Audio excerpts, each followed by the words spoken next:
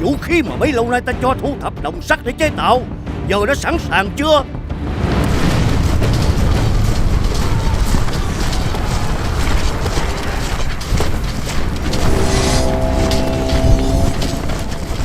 Bẩm thượng quan, thần cơ sang pháo đã sẵn sàng. Được lắm.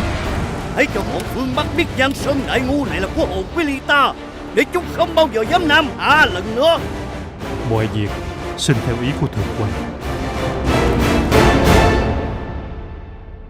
Non xanh còn đó, nước biếc còn đây.